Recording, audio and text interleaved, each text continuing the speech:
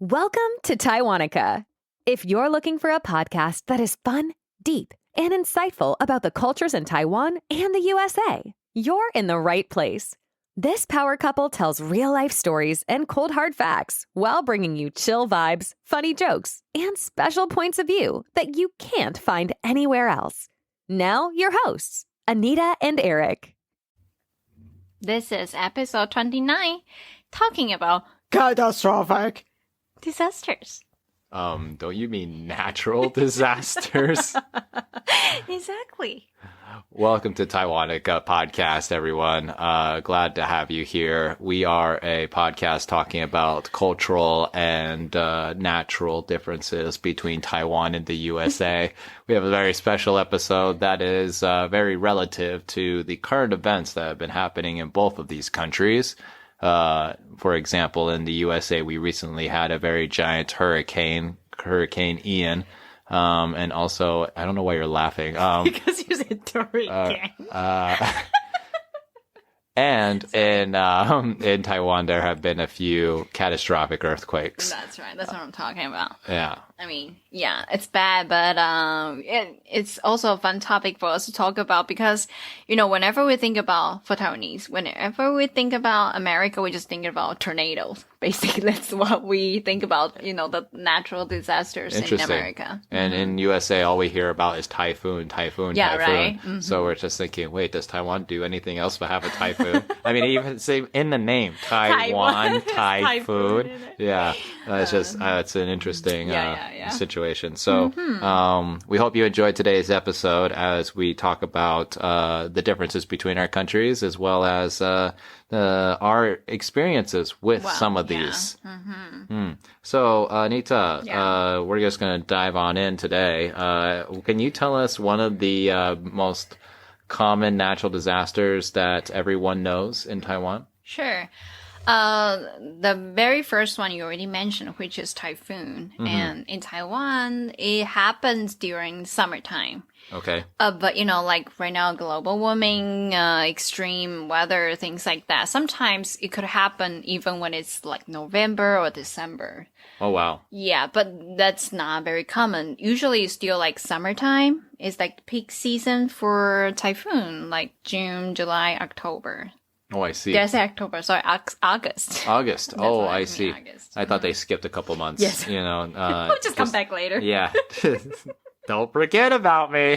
I'll see you soon. Okay. But you're saying it's just usually around summer. Summer. Okay. Yes. I've heard stories from my other foreign friends who've lived in Taiwan for quite a long time where typhoons would be so strong where trees would fly. That's true. And like afterwards, the streets would be destroyed. Yeah. Cars would be smashed. Scooters would look like pieces of paper just torn to bits.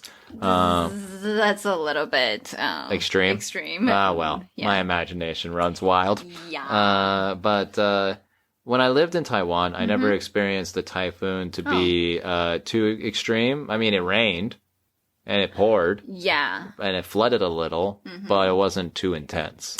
You know, because of the places you are when you're in Taiwan, you are in the west side of Taiwan, and in just a simple geography about Taiwan, that we in the center that we have the mountains area. Right. Right. So the huge mountains are in the center, in the middle of Taiwan.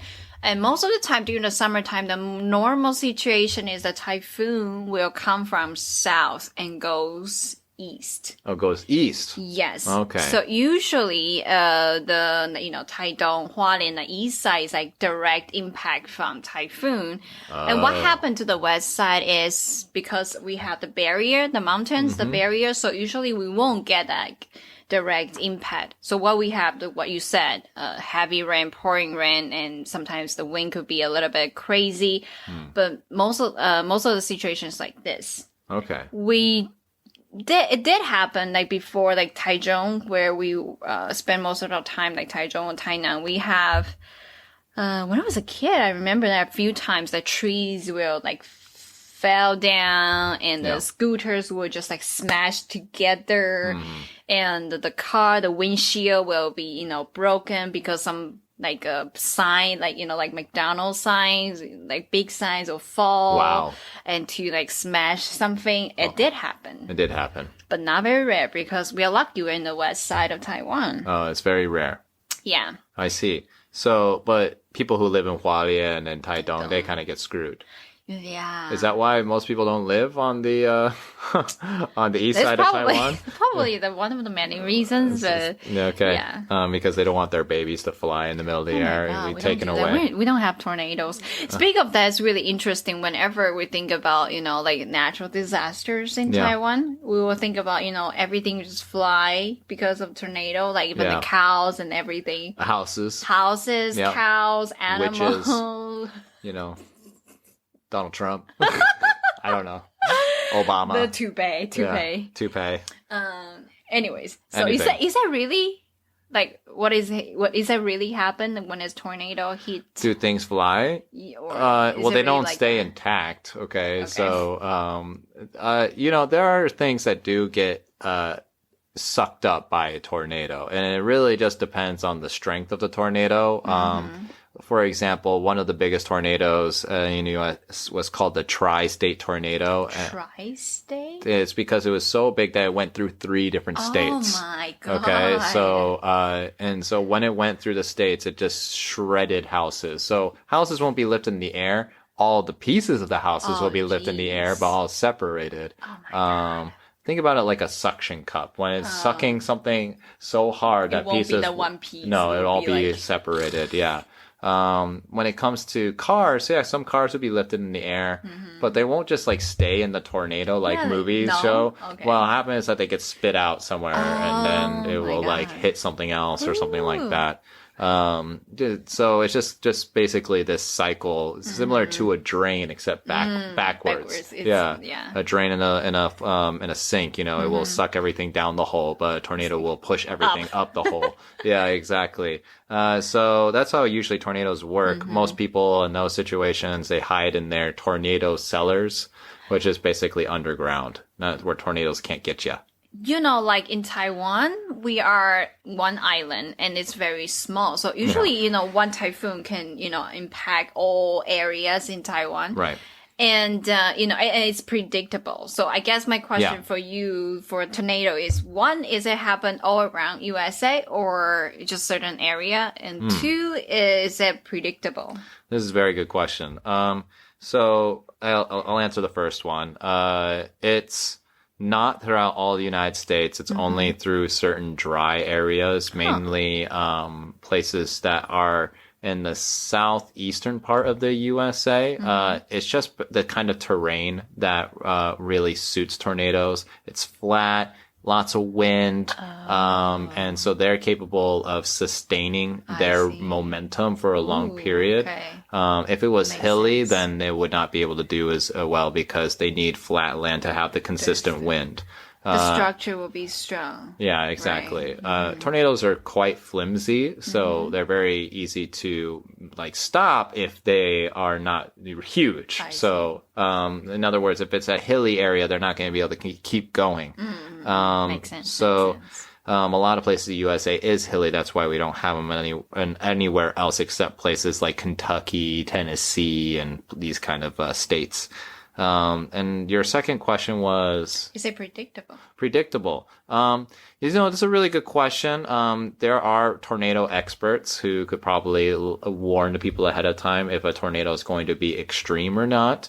But it depends on the clouds. So basically, if you see really dark clouds and it's windy that day, there is called a tornado warning.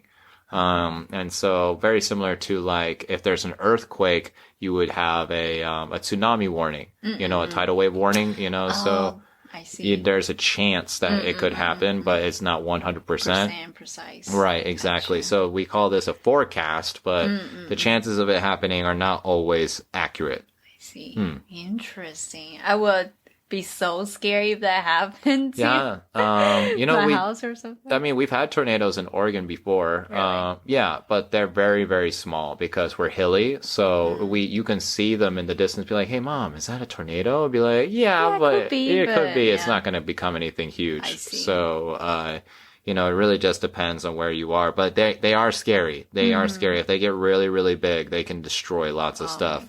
Like, have you ever seen the movie Day After Tomorrow? Yeah. You know how those tornadoes got humongous? Yeah. If those were real, they would destroy cities. Oh my God. Yeah. They're very scary. Their speeds are incredible. Yeah. But let's talk about Taiwan again, with the earthquakes, right? So recently, in Hualien and Taitung, there have been not just one, but a consecutive amount of earthquakes. Yeah. And, have they been extreme? Have they caused a lot of damage?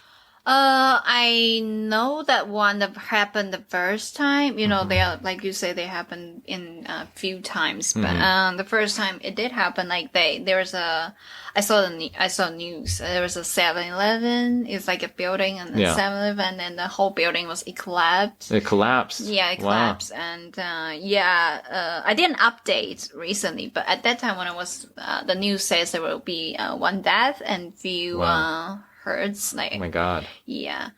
In Taiwan, most of the time the earthquake happened. We had one very, very big earthquake in history. It's called 921. So 921. I'm pretty sure every Taiwanese people know that. It happened like more than 20 years ago. And when that time happened, it's like really very serious situation. Really? Yeah. How old were you when that happened?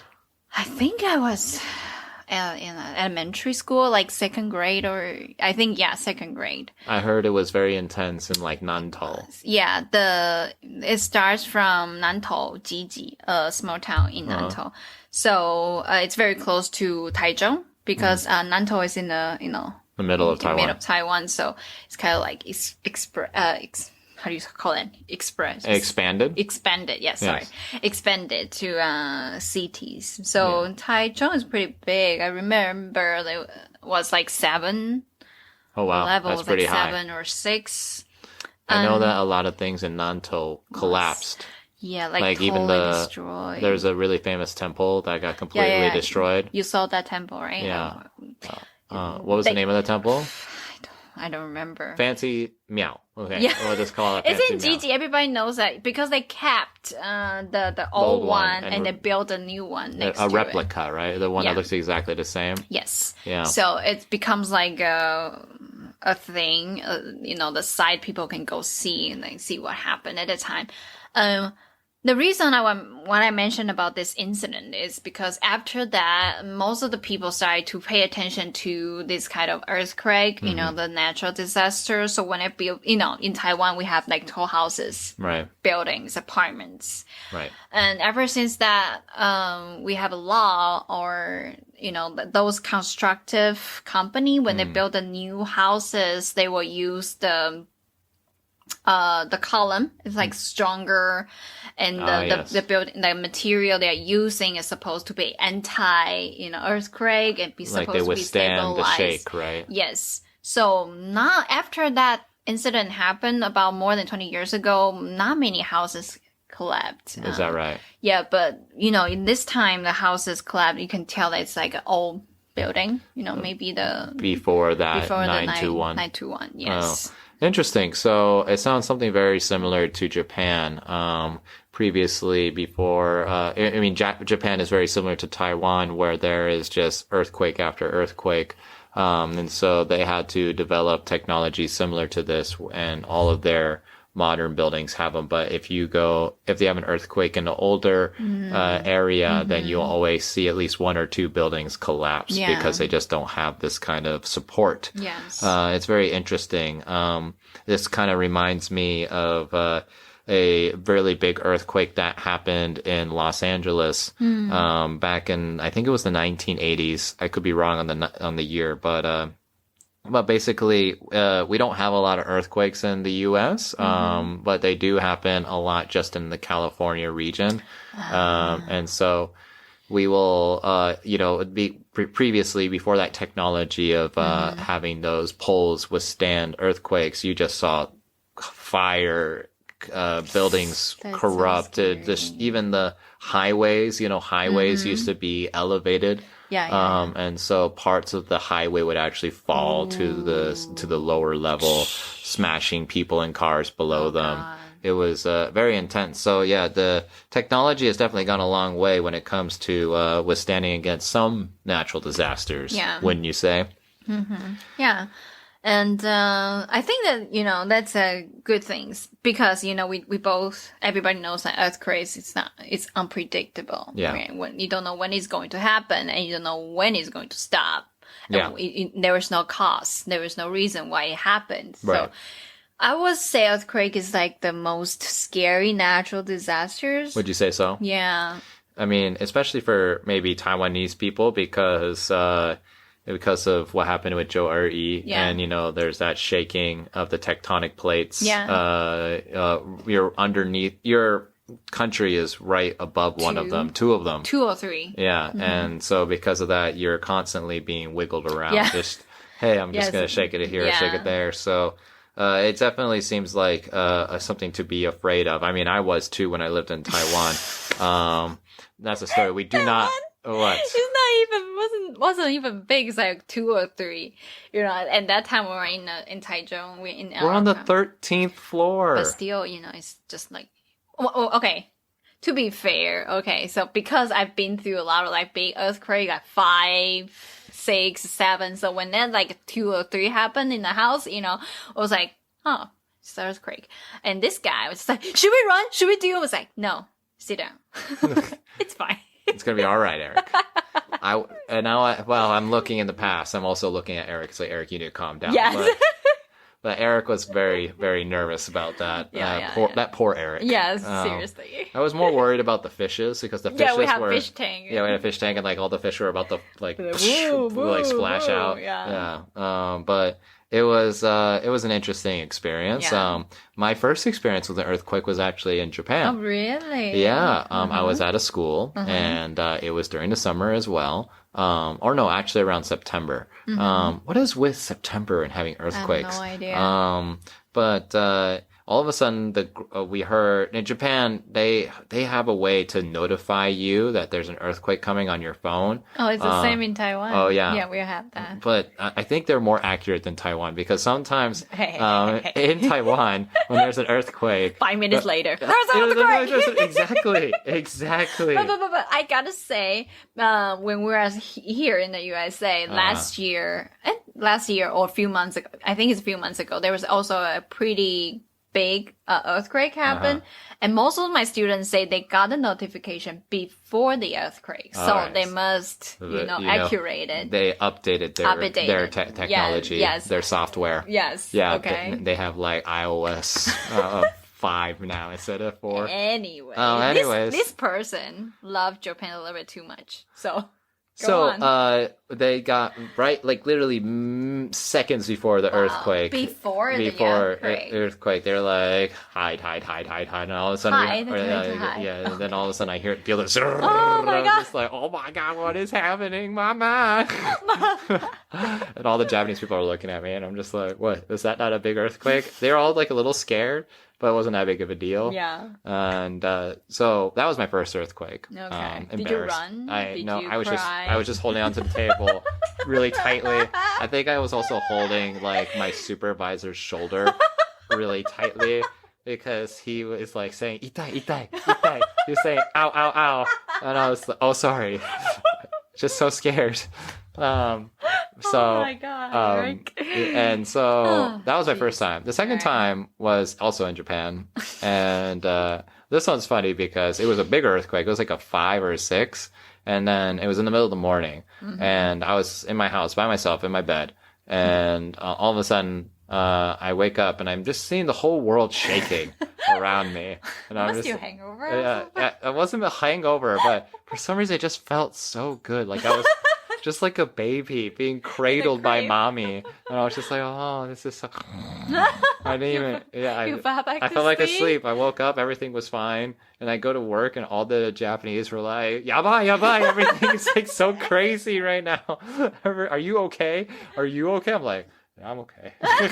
Are you okay? I have no idea what happened. And then they told me there was an earthquake. I was like, oh, really? Oh, that's why. Yeah, oh, that's why I felt so good. And they were like, you slept? Oh, such an American. Oh Yeah. my god. Yeah, so that was my experience with earthquakes. Speak of sleep through the earthquake. What's up? There is a person I know, we mentioned about Joe Yi's like 921 is like super, super, super big. Yeah. So there is a person I know. She slept through the whole earthquake. Oh my god, wow. Yeah. So Powerful. the person is me. Oh my god. It's a revealing. All right. So here's my story. At that time, when it happened, I was, I mentioned I was like second grader in elementary school. Only my sister and I at home because we have to go to school the next day. So usually my mom and my dad, they will send us back home first, so we can get a bed earlier. Mm-hmm. My parents at that time, they have like a food stand. So they were outside. In our house, only me and my second sister. Mm-hmm. So when 921 happened, I was, I don't know what happened. I remember the story begins when I woke up. Mm-hmm. I wanted to go pee. It's in the middle of the night. Mm-hmm. And I saw my dad, Yeah. like really nervous. And my sister was like crying, has like tear in her face. I was like, what is happening? It was I the was end like, of the world. Yeah, I was like, what is happening? Yeah. And my dad would just keep on yelling, telling me to grab my jacket because it was a really cold day. I remember. Wow. Taiwan cold. Yeah, my dad was like, go get your jacket. I was like, why do I want to go pee? And then all of a sudden there was like second after shake, like there was a big one and there'll be aftershake. And then aftershake happened as my very first time experience earthquake. I was like, oh my God. And then that's when I started to realize something big happened. And then the world was hungry. Yeah. And it was looking for Anita to eat. So Oh, no. I didn't even at that time I didn't even notice that was a huge deal. So the next day, it's not even the next day, it's like until like 4 or 5 in the morning, the whole city was no electricity. Wow. No TV, no nothing. Remember, this is more than 20 years ago, so we don't have cell phones. Even you have cell phones, there is no signal. You cannot even make a phone call. No internet, no everything. So people were just, really just like old movies. We would stay together to listen to the radio. That radio can use battery. They don't use, plugged in or whatever. So we listened to this, catastrophic kind of news like it happened in Nantou. And in Nantou, it's like, right now it's like the city was totally destroyed. Wow. And that's when we realized, oh my God, this is like very Intense. big, Yeah. intense earthquake.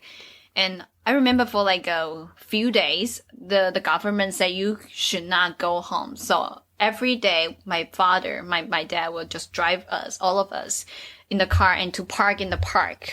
Wow. And just to sleep there. Or, if you're lucky you got tent, you just camp there in the park because the park doesn't have like tall buildings. Right. Like I said, the technology is not so good back then, so they don't know what will happen again. So all they can do is just evacuate you from your house because building Right. will cause, collapse or killing people. So would you say this is the reason why a lot of people are traumatized with around September and earthquakes? I think so. And we cannot help to make the connection. Whenever the September happened, that reminds Taiwanese people like 20 years ago, there was this huge earthquake, things like that. I mean, it's really like coincidence. All happened during this time. Right. Again, it's unpredictable. So I don't know. Well, if there's a connection or not. do you think like Taiwanese people, is there any like reassuring words that you'd want us to tell all your Taiwanese fans and the foreigners who are scared in Taiwan during earthquakes? Again, it's right now all the technologies and the government is trying. I know like government is trying their best They're to on it. try. Yeah, they're on it. Like I said, when we were in Taiwan, it's like 2 years ago, the alarm on your phone is not so accurate. But right now, a couple months ago, my student told me they're in Taiwan. They told me, they got the notification and the alarm before the earthquake. So I'm pretty sure that's like already the improvement, the government trying to, prevent the same thing from happening. Which is great. Yeah. So I would say, when any things happen, like earthquake, do what you can do, but you don't have to always live in this the scarcity kind of mind, That's good. I mean, yeah. I think it's really good that the Taiwanese government has decided to, really take action steps to be able to improve evacuations, reassurance, any sort of aid that people may need during these times. And also, like we will do as well, is that there's many ways to donate money to people in need that there wasn't in the past. So having, funding and resources available instantly to be able to help people feel comfortable or be able to have food, water, shelter, whatever, exactly. Is become much easier and accessible than back in the day, which is, I think, a fantastic thing. This reminds me of like the hurricanes situation in the United States. Just happened last week. Hurricane Ian, one of the biggest hurricanes that we've seen since Hurricane Katrina. And it's just basically ripped through Florida, and the connecting states. It's been a very, scary time for a lot of people because, even though you can prepare as much as you want for, a catastrophic natural disaster, but if it comes at you out of nowhere, like an earthquake, or in this situation, Hurricane Ian, it came out of nowhere. Like usually hurricanes are predictable. They come from, the eastern side of the Atlantic Ocean. But this one specifically, for those who don't know much about what just happened, it came from the western side of Florida and in the Gulf. And so it took everyone by surprise and no one was really able to prepare to evacuate, leaving thousands of people, homeless, and unable to, evacuate. And so the good news, though, is like I was just previously mentioning, is that there are lots of ways to donate money to these kind of people these days where they're capable of, staying protected. I mean, you get attacked and affected by a natural disaster nonetheless, but there's still ways to be able to help them after the fact, after what we call the aftermath. So, I think this is just a wonderful thing. And if while you're listening to this and you're thinking about wanting to donate to these kind of causes, we're going to have some links in the description in today's episode for you to do so. So make sure to send some funding to the people in need if you feel the need to do so. Thank you so much for the information, Eric. Sure thing. Yeah. So is there anything else that you'd like to talk about with natural disasters today, Anita? Well, I think it's just the story, I just really wanted to share. Even though like the big earthquake that happened recently is like very scary, but really compared to 20 years ago, I feel really, really grateful for all the resources that we have. And because of that, 921 happened. I feel like all the rescue team and the government and the firefighters, they have the experience. Right. And we have like drills.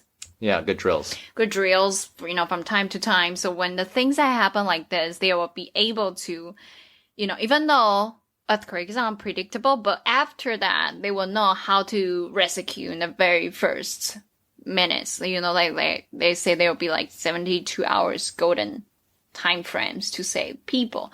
So I think they are all well trained, so they react very well.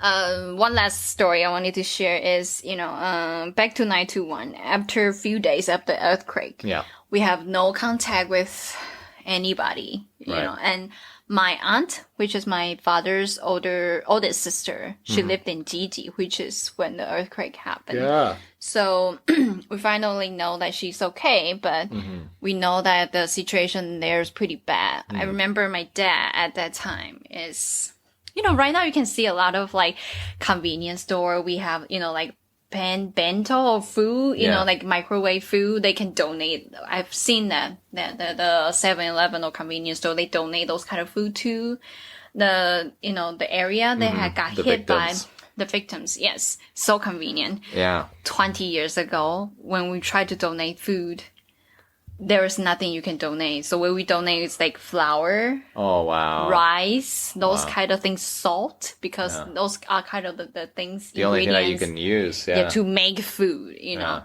So I only remember it's my dad like bought like really like, big bags of flours, rice, and things like that. We take it to the Gigi. And the whole time, my mom and my dad just told me to, look down, don't look outside. So at that time, I thought they thought I'd be afraid to look at the houses collapse or something. Yeah. But actually not. Now I know it's all dead body on the ground. Oh my God. That's what happened like 20 years ago. We don't know what to do because nothing taught us what to react to it. Yeah. You know. Did you look outside? I did not. I'm like a obedient kid, so I didn't do it. So you didn't traumatize yourself? I didn't. But based on what they say, it's like all bodies on the ground. They don't know what to do. It just happened all of a sudden. We don't even know how to react. So I think the point here is natural disaster, what we call natural disaster, is come from nature. You know, what we can do, respect the nature. When it happens, we cannot predict. But how we react, I think is the point here. Well said. I think you're absolutely right. With the reactions now, we've learned from our previous mistakes on how to, make sure that we protect ourselves from any sort of these kind of mistakes in the future. Yeah. Very similar to COVID. It's not related to natural disasters, but Taiwan did a fantastic job because of the previous experiences with like SARS. So USA has definitely have learned from its mistakes as well from this, like with hurricanes and earthquakes, even fires, like that's another humongous natural disaster that we have, especially where we live in the USA. Fires are plentiful because of global warming, and so it's a constant battle of trying to learn how to fight this giant boss, this monster known as Mother Nature.